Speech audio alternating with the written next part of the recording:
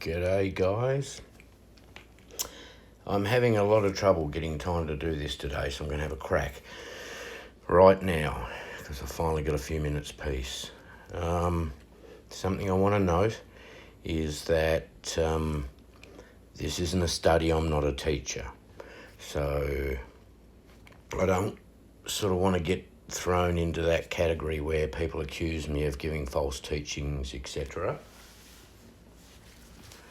Basically, all I do is research a bit, try and tie the ideas of other watch channels together, and just add little pieces to the puzzle. Now, I mentioned in the last video, or maybe it was a community post, that Repo Man inspired me to have a look at the book of Esther again. And you know, that book is so loaded. From the very beginning to the very end, it's speaking. Now, because I don't consider myself a teacher, I'm not going to teach these verses through. What I did when I looked at the book was try to read it almost, I wouldn't say superficially is the word, but quick, skim over it. And what I was looking for was typology more than specifics. However, I found both, I believe. What I'll do, I've got screenshots of the varying pages in my Bible of Esther. You'll hear me rummaging through my Bible. That's simply, I'll be on the same page as a screenshot, but I need to do that so that it's a bit bigger for me to read. So, I'll start with, and I know people don't like the new international versions, but I've got a Niv Study Bible in front of me, and for the purposes of looking at Esther, I don't think it matters really what version I've got. But I'll read the beginning here, author and date. Although we do not know who wrote the book of Esther, from internal evidence it is possible to make some inferences about the author and the date of composition. It is clear that the author was a Jew, both from his emphasis on the origin of a Jewish festival and from the Jewish nationalism that permeates the story. The author's knowledge of Persian customs, the setting of the story in the city of Susa, and the absence of any reference to the land of Judah or Jerusalem suggests he was a resident of a Persian city. The earliest date for the book would be shortly after the events narrated, i.e. 460 BC, before Ezra's return to Jerusalem. See note 812. I'm not going to look at those notes. Internal evidence also suggests that the festival of PURIM had been observed for some time prior to the writing of the book, 9:19. That must be another reference to a note. I don't think it's anything to do with verses in Esther, but it could be. Several scholars have dated the book in the Hellenistic period. The absence of Greek words and the style of the author's Hebrew dialect, however, suggests that the book must have been written before the Persian Empire fell to Greece in 331. Okay. I left that picture up on the screen just because it's a cool splash screen, but have a look. That's actually, they say that it's like melted buildings or something in Kunlun Mountains of China. You have a close-up look at that. That is a spinal cord for sure. You can even see the holes where the nerves would have come out. And right down the bottom right-hand corner, the sort of, how vertebrae form a little bit of a cross, you can see the other bottom part of it there. Anyhow, something different. Okay, we're on page 1. So, remember, not a study. Not trying to get into type of YouTube fame here or, find the magical rapture day. I'm not setting dates, I'm just having a look at the book of Ezra. keep saying Ezra, having a look at the book of Esther and seeing what we get. Okay, first page. And in the 3rd year of his reign. So initially we've got established, this is what happened during the time of Xerxes. The Xerxes who ruled over 127 provinces, stretching from India to Kush. At that time, King Xerxes reigned from his royal throne in the citadel of Susa. So, and in the 3rd year of his reign. So we've established right at the beginning here, we're talking from the 3rd year of his reign. So in the 3rd year of his reign, there was a period for a full 180 days where he displayed his vast wealth, the vast wealth of his kingdom, and the splendour and glory of his majesty. So there was a bragging period of 180 days. When, it doesn't say at this point in time, when, any more specifics than that being the 3rd year of his reign. That's all I've gathered so far. So after that 180-day period, there was a banquet, and that lasts 7 days in the enclosed garden of the king's palace. So that's in Susa. And then we read on a bit. Talks about how great the garden was, linen, stones, all that sort of stuff. Then, by the king's command, so this is at the banquet itself, so this is during those 7 days. This is something I found interesting straight away. By the king's command, each guest was allowed to drink in his own way, for the king instructed all the wine stewards to serve each man what he wished. That sounds very much like our freedom in Jesus, our freedom in Christ. There are verses that allude to, not one man's sin is not necessarily another man's sin. So we know we have a freedom in Christ, and we certainly know we have freedom from the law in Christ. But straight away there seemed to be a loosening of the normal rules or laws, so each man was free there. Queen Vashti also gave a banquet for women in the royal palace of the king Xerxes. Then we jump straight to the end of the feast. So the whole 7 days have gone past. I presume the queen's been giving her little banquet. Because it says also gave, so that sounds like concurrently. So we're on the 7th day. The king was drunk, basically. He was tipsy. He'd had too much. So, right, he's had a skinful. King Xerxes, he's had a skinful. He's tripping around all over the place.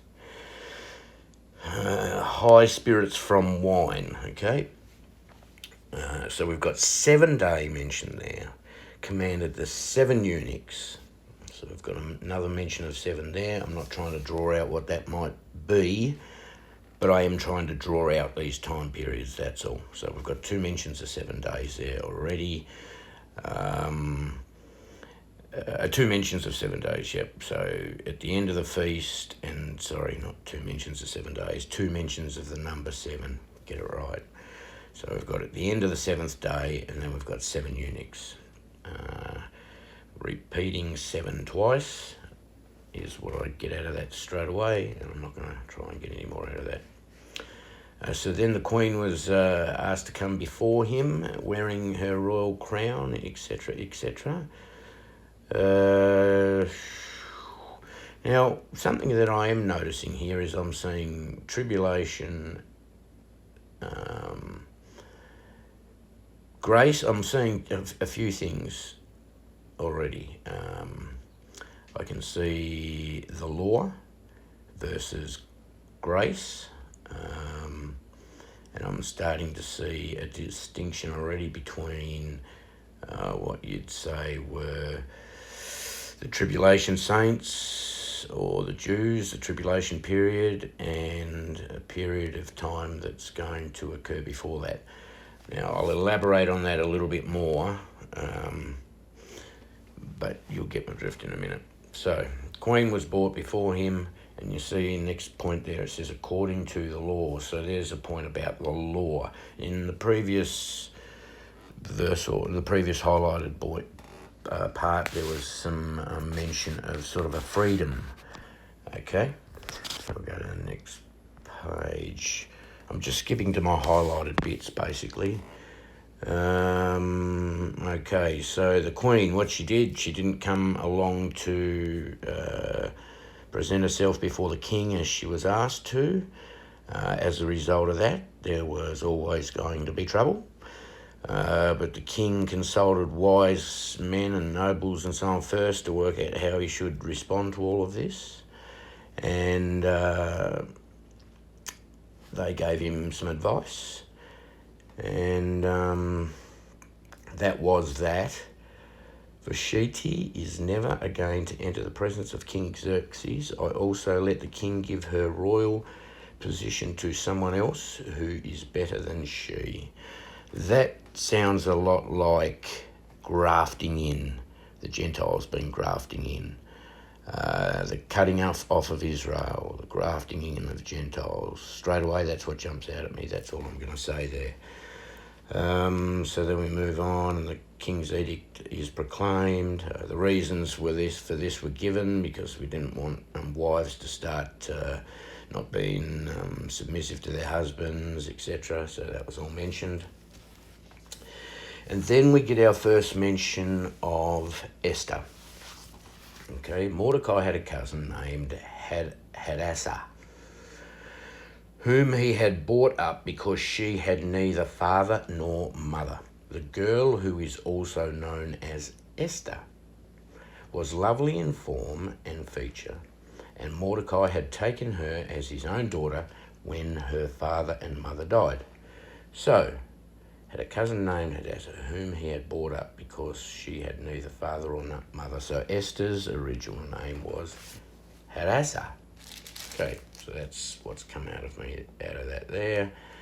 And above that in verse 5, it mentions the citadel of Susa again. So you'll see in a minute that Susa got some extra, I'd say, privileges given to them when all of this goes down. We'll go to the next page. So what we had to start with was we're in the 3rd year. Then we'll come over here, and now we're in the 7th year, specifically 10 Tebeth. Okay? The reason I say that is because Ben proclaimed many girls were brought to the citadel of Susa. So after the queen had refused the king's orders, she got the boot, basically.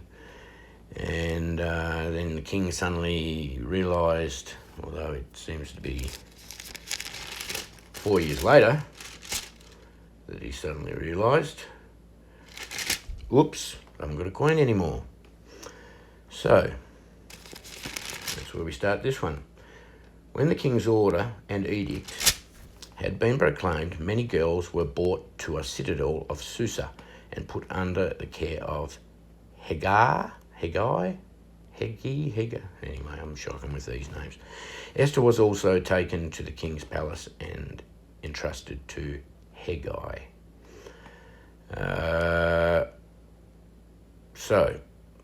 Next point I've made is Esther had not revealed her nationality and family background because Mordecai had forbidden her to do so. Every day he walked back and forth near the courtyard of the harem to find out how Esther was and what was happening to her. So all through this he's portrayed as he's a real protector. He sits at the gate of the king. He's a real protector, Mordecai, in this. That's what I'm picking up straight away. So, a proclamation went out. The virgins were taken to the king's palace and entrusted to Hegai, and that was one of his eunuchs. Okay. Before a girl's turn came to come into King Xerxes, she had to complete 12 months of beauty treatments prescribed for her. The women prescribed for the women prescribed for her. 6 months with oil of myrrh, and 6 months with perfumes and cosmetics. Right, straight away I think of wise men there, and I think of the washing of Jesus' feet and the pouring of ointment on his head and those sorts of things. So that, to me, sort of, just as I said, I'm looking at just a sort of typology, superficial level. That, to me, talks about a distinct kind of a connection between Esther and Jesus, salvation. Okay, so I won't say any more about that. Then we go to the next highlighted part where Shazazgaz, I'm not even doing that, the king's eunuch, who was in charge of concubines, she would not return to the king unless he was pleased with her and summoned her by name. So they have this treatment of perfumes, and then that went on. That was a 12-month period of time, and then they went from the harem, went to the king's palace, came back, and that was the end of the deal, basically, unless he summoned her by name. That straight away jumps out as, how God calls all flesh,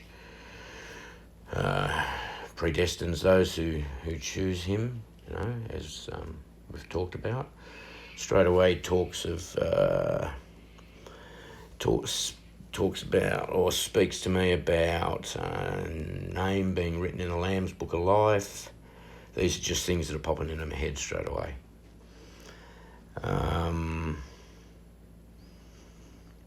Unless he was pleased with her. There's also, this is my son, in him I am well pleased, and I kind of just got the thought before that Esther there was a type of Jesus, so there we have some loose connection there.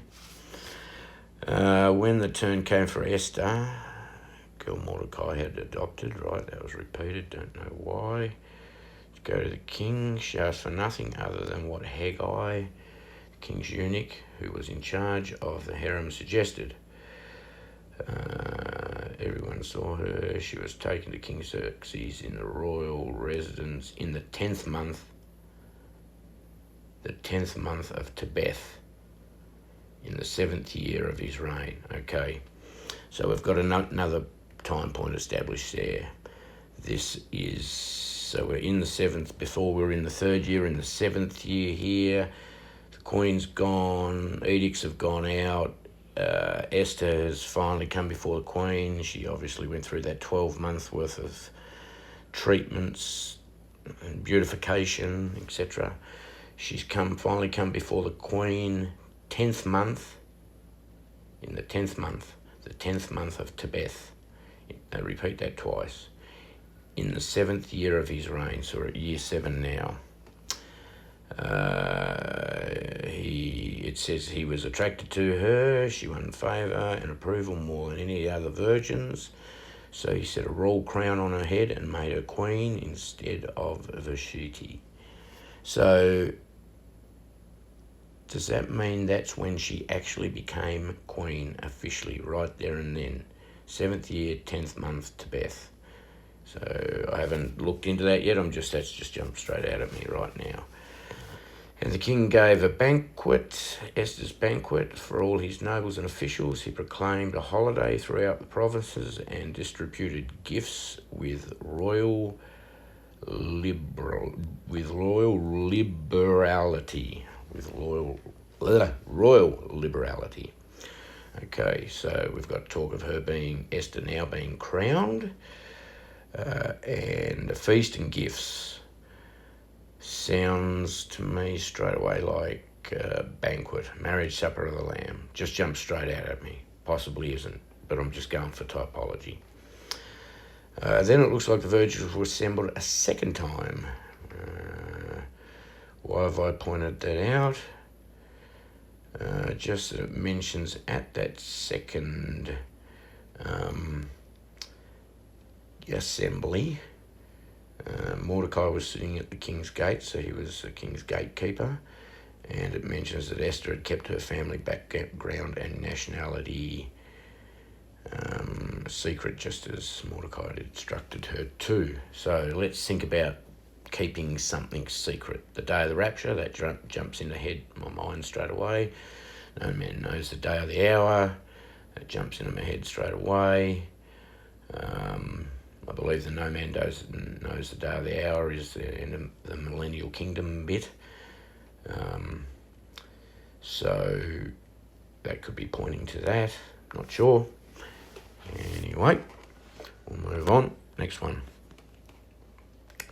All this was recorded in the book of Annals in the presence of the king. So it sounds like that was all fairly significant for him to mention that it was recorded. Just reading a little bit before that. Okay, yeah, right. So this is where Mordecai had found out Xerxes was going to be assassinated, and he told Esther, and Esther told Mordecai, the king, and that was the beginning of this little story unfolding as to how Esther managed to pull the swifty that she did and turn this all around on Haman. So he got a little bit of info, Mordecai did. He passed it on to Esther. She told the king. Okay, and that was found to be true. 2 officials were hanged on the gallows. All of this was recorded in the book of Annals in the presence of the king. Okay, next question. Excuse me. And I've got a question here. So what we've done, we've jumped from two sort of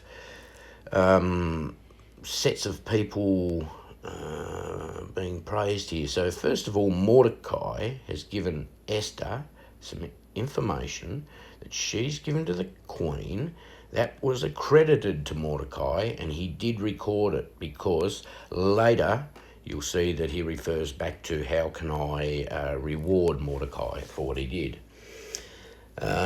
Okay, so it was recorded. And it was the beginning of the game, so to speak, is what I pick up straight away. But then, so we've got Mordecai doing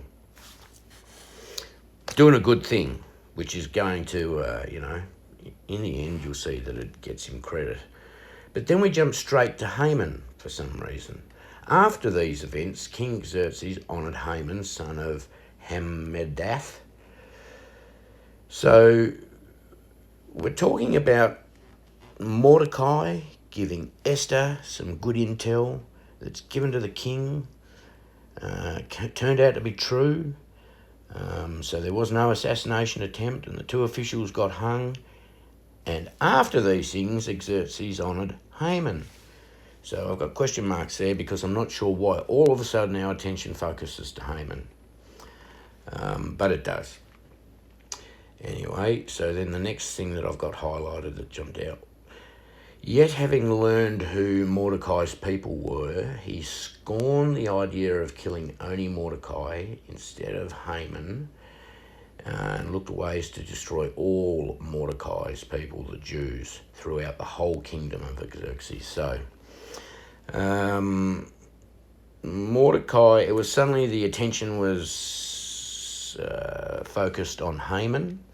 Haman wasn't happy because Mordecai wasn't bowing down and doing what he was supposed to do before Haman. So Haman, he got his knickers in a knot, big knot, real big knot, and decided he's going to get rid of all the Jews. So straight away, of course, we get what's the channel that does all the it's not Supernatural by Design, that does the Haman 2.0, all the Haman eclipses, blood moon eclipses. Straight away that jumps straight into my head right there. Haman trying to kill the Jews. And that's where we get, I think originally that channel that I'm talking about got those blood moons and all the revelation that they've put out. I can't think of who they are. But anyway, so Haman's got his knickers in a knot. He's decided he's going to kill all the Jews. And then all of a sudden we have another mention of a date. So in the 12th year of King Xerxes, in the first month, the month of Nisan. So we've gone from 7th year, 10th of Tebeth, and quite a lot of events have transpired in that amount of time. There's been an assassination plot. There's Mordecai's gained some favour with the king, although he doesn't really realise it yet. And we've got Haman deciding he's going to kill all the Jews, and then we have mentioned that in the 12th year of King Xerxes, in the first month, the month of Nisan, they cast the pur. Now this is where they cast lots to determine which month and day all the Jews were going to be killed. And this is where the word PURIM comes from, as you'll see later on. So, in the presence of Haman, to select the day and month, and the lot fell on the 12th month, the month of Adar. Okay, so because they were on the... Now how do we work this out? Maybe it's next page. Just let me have a little look. On the 13th day of the first month. Yep, okay. So they decided by casting those lots that it was going to be done on the 12th month, which is the month of Adar. And I've got a little note there I can't read. What did I write? 12th. It's hard to read that highlighted stuff, but that's actually a 12th. Okay. Next thing I highlighted was where Haman said he will put 1,000 talents of silver into the royal treasury for men who carry out this business. Straight away, think of Judas Iscariot, Jesus' betrayal. Straight away, think about silver. Okay, so then we established that on the 13th day of the first month, the royal secretaries were summoned. So we knew we were in the first month to start with. They cast lots. That's how PURIM, the feast, ends up being established. And it would appear that they were doing that on the 13th day, because then the decree goes out for it to be on the 13th day of the 12th month. So we're sitting here on the 13th day of the first month. The royal secretaries were summoned. They wrote out a script, in each province and in the language of each people, all Haman's orders to be carried out, written in the name of the King Xerxes himself and sealed, dispatches sent by couriers. And then my next thing, young and old women and children on a single day. So that on this particular day, this is what this was all about. So they decided that on a single day, which was to be the 13th day of the 12th month, so that's our next timestamp, 13th day, 12th month, 13th of Adar. Basically, you were to kill all the Jews and plunder their goods. And a copy of this edict was be issued as law in every province and made known to people of every nationality, so they'd be ready for that day. So in other words, they established a slaughter day. This is when you're going to kill everybody and take everything they got, the 13th of Adar. I'm not sure what to pull out of that straight away other than a date, really. So Mordecai learned of this, and he tore his clothes, put on sackcloth and ashes, went out into the city wailing loudly. Now, when I read this straight away, I'm thinking there's a time gap here. Just let me try and work this out. Anyway, Of course, no one clothed in sackcloth was allowed to enter into the king's palace or whatever. In every province to which the edict and order of the king came, there was great mourning among the Jews, with fasting, weeping, and wailing. Many lay in sackcloth and ashes. Okay, right. So we had this edict going out on 13th of Adar, and then those verses there sort of alluded to the fact that many were laying in sackcloth and ashes. That almost says that was 13th of Adar right there. When Mordecai learned of all that had been done, he tore his clothes, put on sackcloth and ashes, and went out into the city wailing loudly and bitterly. But he went only as far as the king's gate. So I was trying to work out when that might have been. Now, because you can see there that it mentions that you're not allowed to be clothed in sackcloth and ashes near the king's gate or enter into it. And then at the next verse it says, in every province to which the edict and order of the king came, sounds like it's already arrived, there was, that sounds like past tense, great mourning among the Jews, with fasting, weeping and wailing. Many lay in sackcloth and ashes. So I was trying to establish a date there. Did we have 13th of Adar there? I'm not too sure, because then down later it sort of sounds like we're talking before then again. We'll just go to my next highlighted point, that he be put to death. The only exception to this is for the king to extend. Right, so this was an interesting thing. Here we were establishing a rule. You weren't allowed to come before the king or stand in the entry to his palace or whatever it was without being requested so by the king. And if you did, you were to be killed unless he put forth his golden scepter and sort of saved you. So straight away I highlighted that, because it gave me the the typology of salvation through Jesus.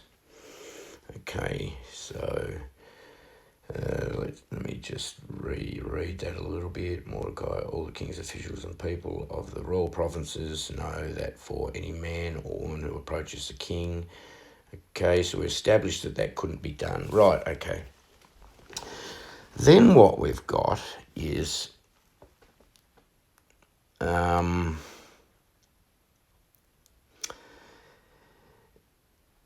we've got Esther. She kind of tries to get out of it here, and I think Mordecai reminds her of something. I'll get to that in a minute. So we're told nobody can come before the king without being requested, otherwise you get killed. So that was Esther mentioning that, I think, is it? When Esther's words were reported to Mordecai, he sent back the answer, do not think that because you are in the king's house, you alone of all the Jews will escape. Right, so this is leading up to Mordecai sort of wanting Esther to say something to the king. And I think it was kind of perceived that maybe she wouldn't, because she knew she'd be safe, or she thought she'd be safe. And then Mordecai was basically saying, hey, you're a Jew too, don't forget. You won't escape this either.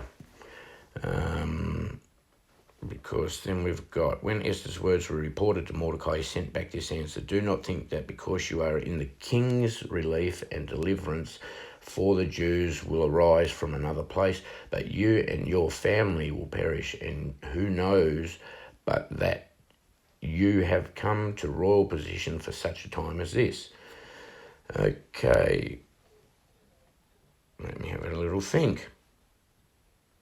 Right, so he's saying, don't think just because you're in the king's house, you alone of all the Jews will escape. So he's saying, don't think because you're there and you're the queen that you'll be, the one Jew to escape. He's saying you won't be. And then he's saying, this might well be why you're actually, in the position that you're in. Kind of like a little gentle nudge in the ribs. That's what I get from that. Then Esther sent a reply to Mordecai, "Go gather together all the Jews who are in Susa." And this, to me, is a pivotal point. This is one of the main things that jumped out at me. Okay. So then Esther sent a reply to Mordecai, "Go gather together all the Jews who are in Susa and fast for me. Do not eat or drink for 3 days." So we've got another 3-day period mentioned there. We know that's mentioned a lot in the Bible. Don't eat or drink night or day. Jesus was in the grave for 3 days and 3 nights. So we've got a reference there, maybe. That's what jumps out straight away. "When this is done, I will go to the king, even though it is against the law, and if I perish, I perish." Okay, so Mordecai gave Esther a nudge in the ribs. She then decided, all right, I'm down with this. Obviously, she was a bit scared as to what could happen because she decided to get a whole bunch of them together to fast for 3 days. And then in the end, she decided, yep, I'll do it. And if I perish, I perish. So she was expecting death, or the possibility thereof. What does that bring out to me typology-wise? If I perish, I perish. I'm not too sure initially. Something putting her faith in what she was about to do. Pre-tribulation, probably. Salvation, faith in Jesus. Not sure. Okay, so Mordecai went away and carried out all of Esther's instructions. So on the 3rd day, so they had their fast, etc. On the 3rd day, Esther put on her royal robes and stood in the inner court of the palace in front of the king, in front of the king's hall. The king was sitting on his royal throne in the hall, facing the entrance. When he saw Queen Esther standing in the court, he was pleased with her and held out to her the golden scepter that was in his hand. So Esther approached, touched the tip of the scepter. This is a big verse. I think this is a huge verse. To me, a lot of verses before this spoke of law. We had one verse that spoke in the beginning there of sort of a freedom from the law, when we were talking about the wine being served. Interesting wine, that's related to Jesus as well, right? Turning the water into wine. Okay, so now suddenly we've got Esther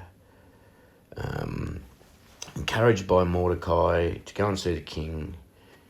She did it, assuming she would or possibly could die, and yet salvation was given to her at that moment. Salvation, in other words, salvation, so to speak, she was saved from death. To me, right at that point, I see a splitting of the law, from the law to the law of grace. I see a splitting of dispensations almost. You know what I mean? That speaks to me right there of a rapture. If I was to say any verses in here were to speak to me of a rapture, that speaks of a rapture right there. For sure. She was at a definite point of destruction. So that's pre-tribulation. She could have or was about to possibly perish. Yet she didn't. And from that point on, I've got a little line there saying grace, and one pointing to law. You can see that there, because though it is against the law, she says, Esther says there, and then clearly, although it was against the law, she did it and got salvation. Jesus was all about fulfilling the law, but also giving you freedom from the law. because we know we cannot fulfill the law. We know that. Okay, let's go over a page. That's interesting. I like that. I really like that. That's a hidden rapture verse there, I reckon. I seriously do. Okay, so I've gone over a page, and clearly when I skim read this, nothing jumped out at me there. So I'm not going to reread it, other than to point out that in verse 7 we've got Haman being hung. Now, read the book through, we can see what happened. You know, Haman, he hated the Jews. He was going to kill them. And there was, he made it so that King Xerxes, made a proclamation that they were all to be killed on that particular 13th day of Adar. And the problem with these king's proclamations is the fact that they can't be undone. So that has to, from this point forward, go forth. So that speaks to me a little bit of God's enduring word. Whatever comes out of his lips will happen. Whether that's sort of tribulation talk or pre-tribulation talk, or actually alluding to the fact that there is definitely going to be a rapture. He said there is going to be one, and there is. I don't know. But anyway, then we get to the next part where Haman is hanged. Okay, and it all started, this is just so cool the way Esther swung all this around, right? She was hidden to start with, her nationality was hidden, and all those sorts of things. We'll start at 7. So King Haman went to dine with Queen Esther, and as they were drinking wine on that second day, the king asked Queen Esther, "What is your petition? It will be given you. What is your request? Even up to half of the kingdom." So this is where Esther starts to pull the Swifty, okay? Haman thinks he's got all the Jews killed. And Haman's starting to think of himself as a pretty cool dude. He's starting to think that he's pretty important. Let me go back a verse, back a page. Oh yeah, previous page there was mention of the gallows that had been built. 70 gallows built 75 feet high, 75 straight away. That talks to me about Abraham and his age. That jumped out at me straight away. So I've got gallows built. Haman's got the Jews in some trouble. Esther's going to get them out of it. And Esther arranged a feast. She invited Haman. And Haman was all puffed up because he was the only one who got invited to Esther's feast. Aren't I good? And on that feast, she said she wanted to have another feast.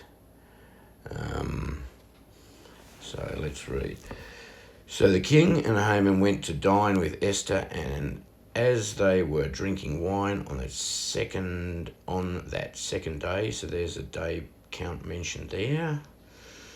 I'd previously missed that. Anyway, we've got another day count pop out there. On that second day, the king asked Queen Esther, "What is your petition? It will be given you." So he said, "What do you want? Whatever it is, I'll give it to you." So this is the first feast that Esther organised, and it was on that second day. I'm not too sure what that's referring to, and I'm not going to try and study that out here. Queen Esther, what is your petition? It will be given you. What is your request? Even up to half the kingdom, it will be granted. Sounds to me, that typology there sounds a little bit of like where Satan tempted Jesus. Look at all you can see. All of this has been given to me. I'll give it to you. Well, move on from there. Then I've come over to that same day, King Xerxes gave Queen... no, I won't come over to there yet. So the Queen answered, "If I have found favour with you, O King, and if it pleases your Majesty, grant me my life, this is my petition, and spare my people, this is my request, for I and my people have been sold for destruction and slaughter and annihilation. If we had merely been sold as male and female slaves, I would have kept quiet, because such distress would not justify disturbing the king. No such distress would justify disturbing the king." King Xerxes asked Queen Esther, "Who is he? Where is this man who has dared to do such a thing?" Oh no, so this is the second feast. Sorry, I keep saying that's on the first one. Let me go back. So I remember Esther having mentioned 2 feasts. Might have to go back a little bit. Yeah, here, actually a bit further. That night, back to chapter 6, that night the king could not sleep, so he ordered, here we go. This is where I've messed up. Back in 5, on the 3rd day, Esther put a royal robe on, stood before the king, blah, blah, blah. The king asked, "What is it, Queen Esther? What is your request? Even up to half the kingdom it will be given to you." "If it pleases the king," Esther replied, "let the king together with Haman come today to a banquet I have prepared for him. Bring Haman at once, the king said, so that we may do what Esther asks. So then we go, so that was the first. So she went before the king after her fast. She was given that sort of touch of the golden scepter salvation thing. And then was when she asked the first time. This is where I got the first feast bit thing from. So we're back over here now. And 5. Sorry, I'm jumping around a lot. This is probably going to be long too now. I've got to get this done though. Okay, so the king said approach, and then she was given permission to ask what she wanted, and her request was that to bring Haman at once. So this is where she starts to get sneaky. So the king and Haman went to the banquet Esther had prepared. As they were drinking wine, the king again asked Esther, "Now, what is your petition? It will be given to you. And what is your request? Even up to half the kingdom, it will be granted to you." So we're in 5 and verse 6 here. Esther replied, "My petition and my request is this. If the king regards me with favour, and if it pleases the king, grant my petition, fulfill my request. Let the king and Haman come tomorrow." So, okay, so we have Esther. We have this sort of little salvation thing happening after 3 days. And then she is granted to speak to the king. He asks her what is her request. That's when he first mentions it'll be up to half of the kingdom. You can take what you want. And on that same time, at that very same day, is the first banquet. Okay, so Esther asks for Haman and the king to come to a banquet. So that's the first banquet. So at that first banquet, she then asks for them to come to another one. So let the king, so this is in 7. If the king regards me with favour, and on 7 in your page, yep. If the king regards me with favour, and if it pleases the king to grant my petition and fulfil my request, let the king and Haman come tomorrow. So they've two in a row, a banquet and then another one the next day. And I'll prepare for them an answer to the king's question. Okay, so Haman went out happy because he thought, well, I'm cool. High spirits. He went out because he was all puffed up. And it says there, he called his friends and even said to them,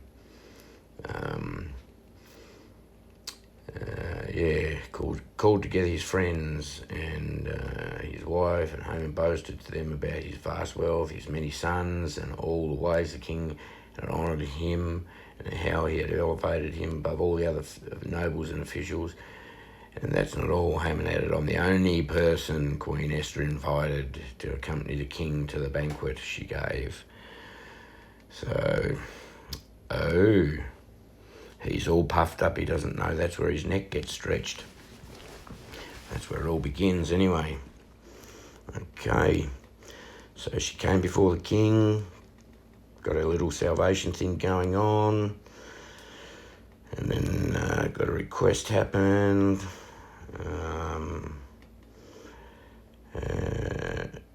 So then there was a banquet, and Haman went, and he was all puffed up about that, and then he was to go to the one the next day as well, and that's when we come over, and I didn't find much more other than the fact that you can see he was all puffed up, but we'll see how that's all going to turn on him, or did turn on him.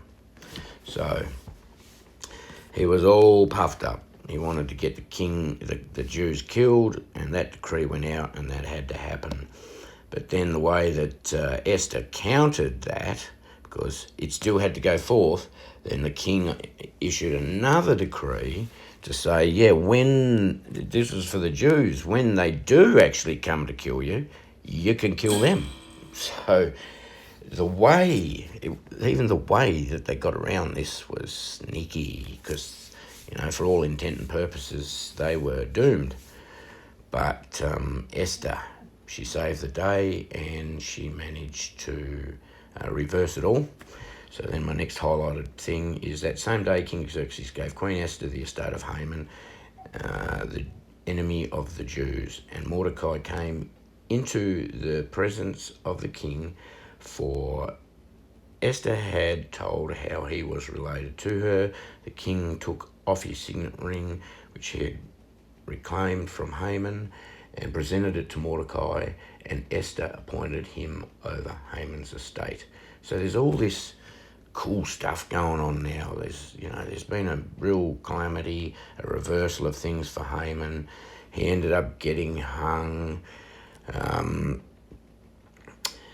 After that second feast, because, there was this question asked in verse 6, of Haman, and it was asked of him, how should I reward this particular person? He was talking about Mordecai, and Haman thought he was talking about him. So Haman said, he should do this, that, and the other, blah, blah, blah, blah, blah. And then the king said, okay, that's what we should do then. And then sort of gave away the fact that he was talking about Mordecai, not Haman. So in verse 6 towards chapter 6 towards chapter 7, we see that Haman then suddenly realised, oh no, I'm in trouble here, because it says in 6 and chapter 6 verse 12, afterwards Mordecai returned to the king's gate, but Haman rushed home with his head covered in grief, as he told Zeresh, his wife, and all his friends everything that had happened to him.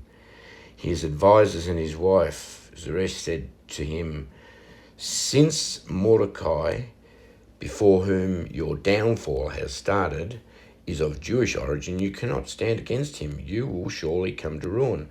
While they were still talking with him, the king's eunuchs arrived and hurried Haman away to the banquet Esther had prepared. So he realised at this point in time he was cooked.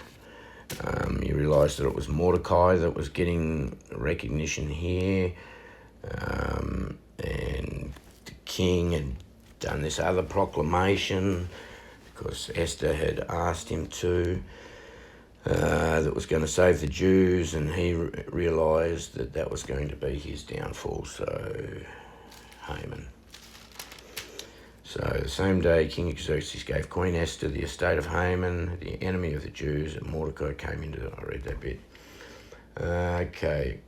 Esther again pleaded with the king, falling at her feet and weeping. She begged him to put an end to the evil plan. So this is where, see, after the fact, Haman's been hung, but the evil plan still has to go ahead. So the 13th of Adar still has to go ahead. So this is where Esther talks the king into doing another decree so that the Jews could fight back. This is another time, see, where the golden scepter was extended. Doesn't say that she touched it this time. Before it says she touched it. So she begged him. This is after Mordecai's got Haman's estate and all that sort of stuff, and the signet ring of the king. She begged him to put an end to the evil plan of Haman, and which he had devised against the Jews. The king extended the gold scepter to Esther, and she arose and stood before him. So she obviously took another risk there. There's another little salvation thing. She took another risk, went before the king uninvited. He extended the scepter, and she rose again. And that's where let an order be written overhauling the dispatch that Haman's son and Haman wrote.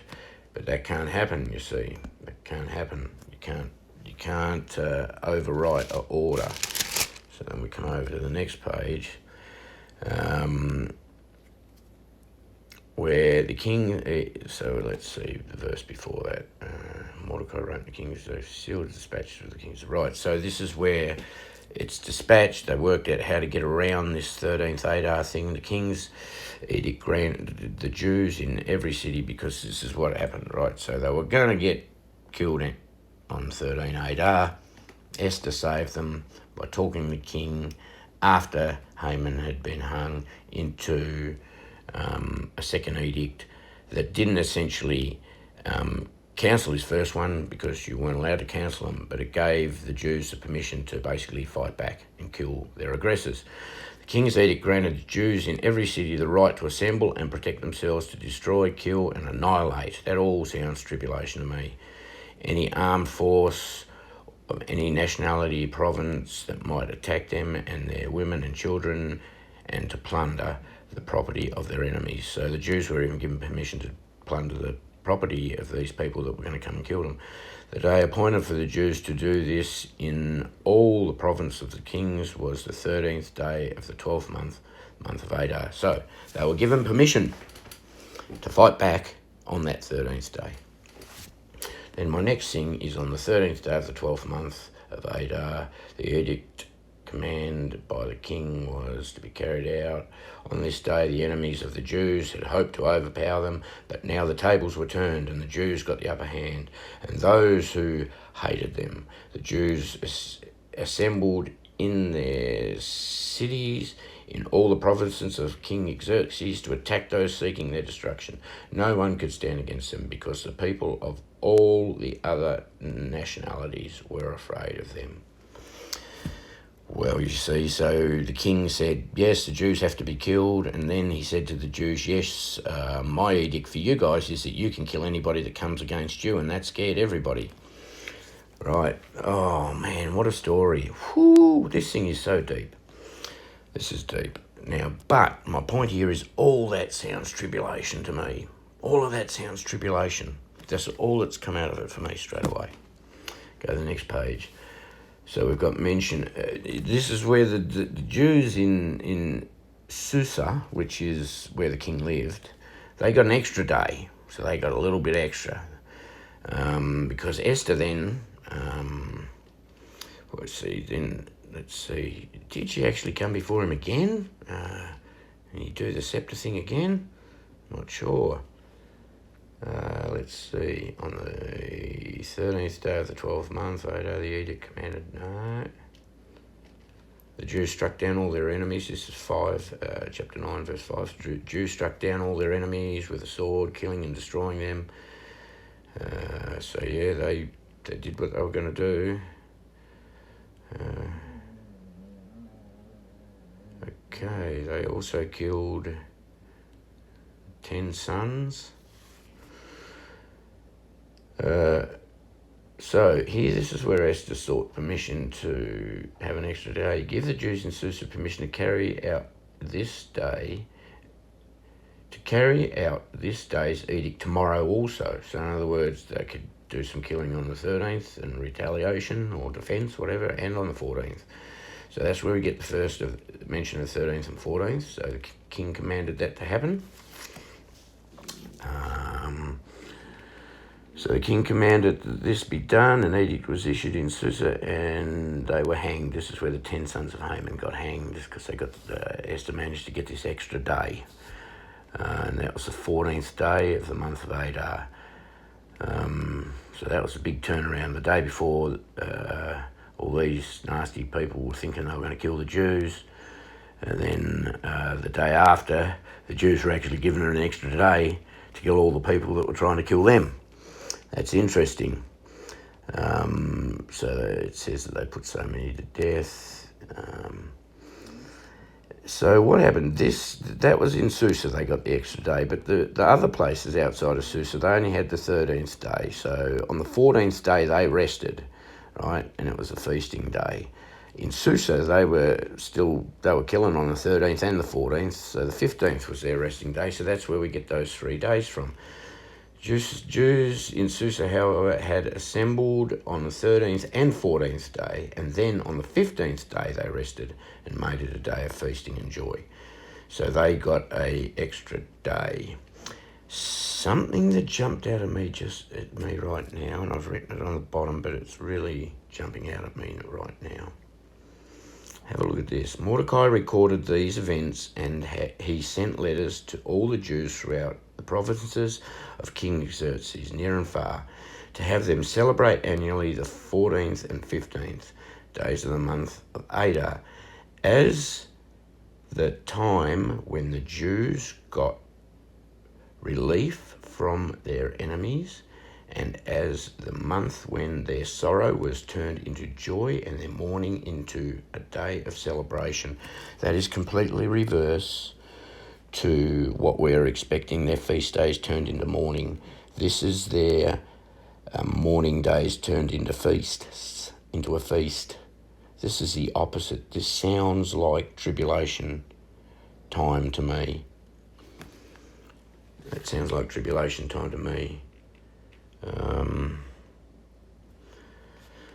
So let me read that again. So Mordecai recorded these events, right? So I recorded them to celebrate the feast on the 14th and 15th day of the month of Adar, as a time when the Jews got relief from their enemies.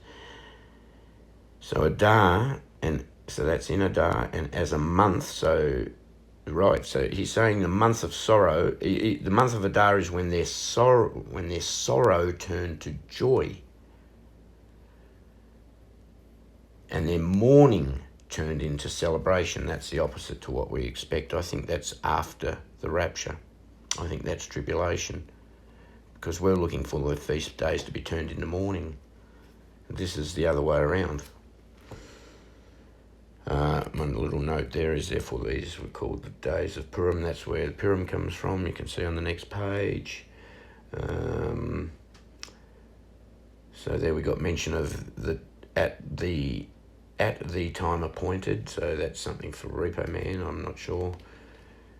It says PURIM should never cease to be celebrated by the Jews. That sounds like after the 1,000-year reign, the new kingdom will never cease again.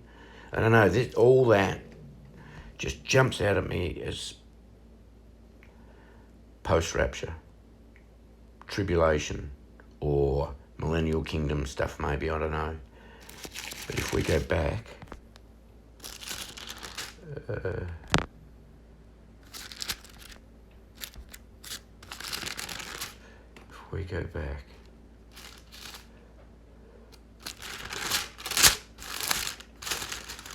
to there, whenever that happens, that 3-day period to me there sounds like where the rapture happens. Not the 13th, 14th, 15th. It sounds like it happens there. I don't know. Can somebody timeline that? I'm going to finish it there, guys. I'm done. I really am. Like I said, this was just to pull some things forward. I didn't really see much more in verses 9 and 10, other than, the establishment of PURIM, etc. So I'm going to leave it there. I hope that pulls something forward for somebody else to study out. Like I said, I'm not a teacher. That's just what I looked at, what I studied today. That isn't meaning I'm leading you in a study.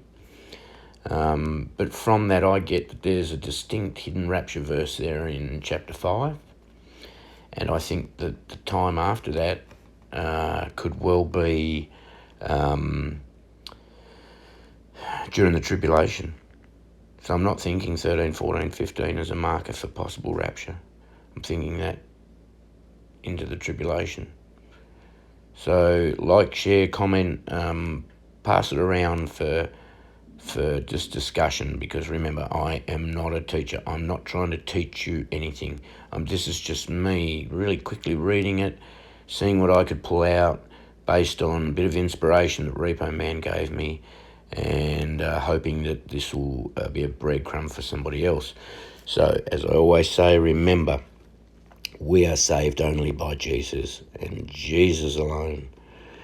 That's it. Our salvation totally relies on him. It's not by works. We're to confess with our mouth Jesus is Lord and believe in our heart that God raised him from the dead to cover our sin debt, which we can't pay. And it's that simple. We add nothing to the salvation equation, nothing at all, because our righteousness are but filthy rags before the Lord, and therefore our works are the same. As by faith we are saved, through not by works, lest any man boast. We know that. So our works are filthy. If we try and work our way, our salvation, if we can try and work out our salvation through good works, we've actually added dirty stuff to the salvation equation, because our best is but filthy rags before the Lord. Jesus was the only one who lived a sinless life and got it right. He is the only way to the Father. We have to realise that that is it. And the more we think we're doing good works or plan good works, etc., and rely on those, the more we're actually not relying on Jesus. Of course, we want to do good works, that's sort of the fruits of the Spirit, but, they are not going to get us into heaven. And, in fact, not having good works doesn't keep you out of heaven either. It's all by Jesus and his blood. That's it. So God bless, guys. I hope this helps somebody. I know it's a long one. Please like, share, comment. Don't bash me up about stuff. I'm not setting rapture dates. Everybody's bashing me up at the moment. People have even been bashing me up because I promoted a rapture app. I didn't promote it as in it's a business and here, go see this. I just found it was cool and thought, hey, go over and have a look.